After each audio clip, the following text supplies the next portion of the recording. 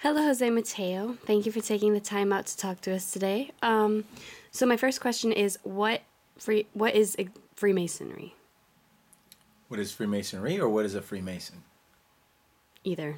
Either or. Okay. Both. So,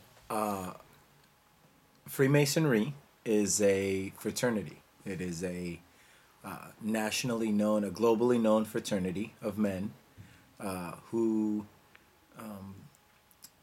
believe, have taken the different aspects of physical masonry, such as building of stone temples or big edifices, and have used those principles to put those principles to practice in the life of a man and try to build man up using some of those same principles, such as like a square or a level or different tools for building, trowels, for example, things like that.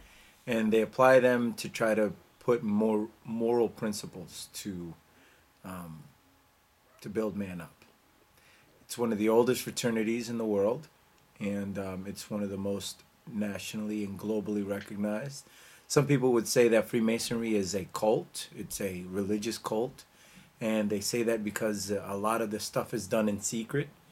A lot of the, excuse me, jewelry, a lot of the allegories, a lot of the stories, a lot of it is veiled in a lot of mystery, and it's all hidden. So obviously there's a lot of references in the scriptures to things that are done hidden, are never really meant to glorify God. So again, those are people's opinions. And so anyway. Okay, well, my next question is, one, do you need to believe in a God? And two, if so, is there a specific God or? Nope. So that's a good question. You do not have to. You do not have to believe in a specific God, but you do have to believe in God. And the reason for that is because, like, one of the questions that they ask you is, what makes you a Freemason?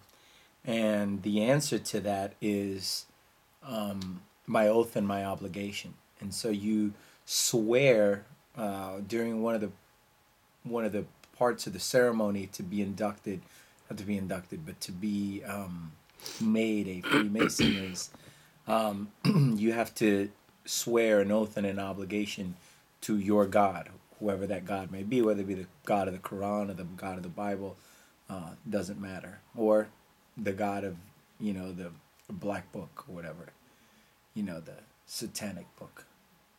Okay. Well, how can you become a Freemason? Like, how is there an initiation process or something? Yeah. So you ask to become a Freemason, and they don't. One of the things is they say they don't go out recruiting people. They look for men. You cannot be a woman and be a Freemason, but they take men and they initiate you into one of 3 degrees in the regular Masonic Blue Lodge, is what they call it, and you're basically initiated into a craft and they call it the craft, of course, because like a lot of it has to do with their actual Masonic work, and you're initiated into this craft, and there are many different things that you have to go through, depending upon what level you're in. Like there's a certain way that they dress you, say in the first level of the house, which is called the entered apprentice level. You have to have your chest exposed, and you have to walk through these different obstacles that they put before you, and once you make it through, then you're brought to the light of the entered apprentice degree, and you behold some scripture open, and you behold a compass and the square in front of you, and so different things like that. But yeah, during there are ritualistic practices that happen, and that a lot of that involves it's just ceremonial. Okay.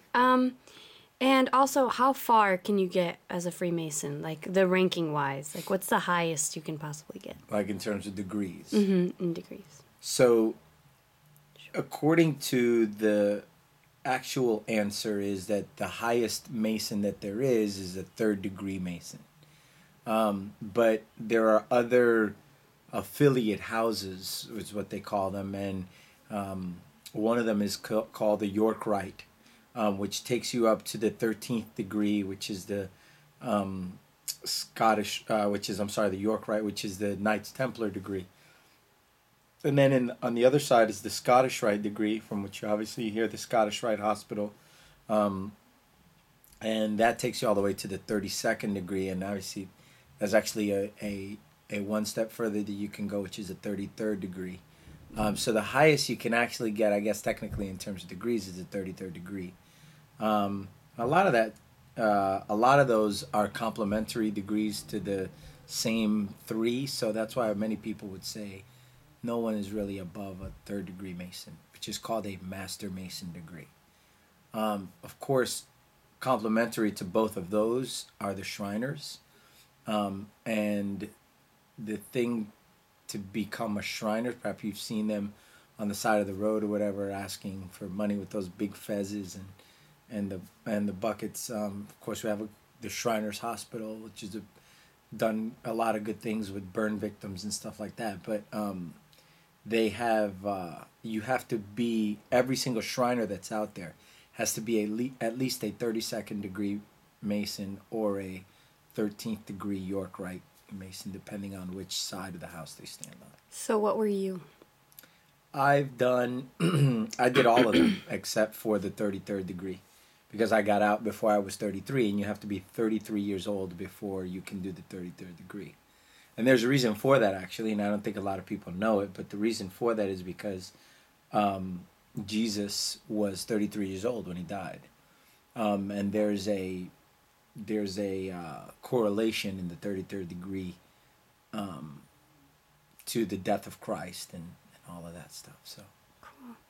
Well, do some of the rituals and stuff have to do with anything like Christian-wise, like Christianity and stuff? Yes.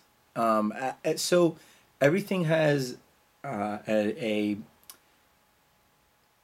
everything is what they call veiled in allegories and parables, and so everything is in stories.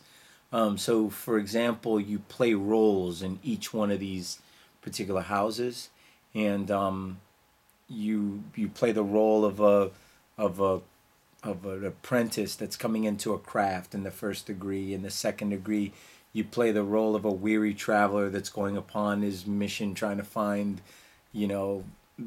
his light. And then in the third degree, you play an actual character that's taken out of the story of Solomon's temple. And by the way, I should say that all of it has to do with Solomon's temple and the building of Solomon's temple, where men and workers from this temple, of obviously a fictitious temple, are walking, trying to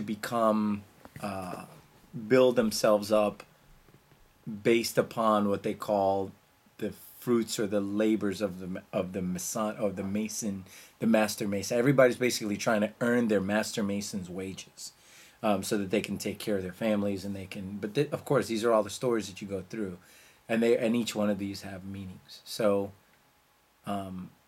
in terms of the things that you do there, and are there parallels to the Bible? Yes, many parallels, but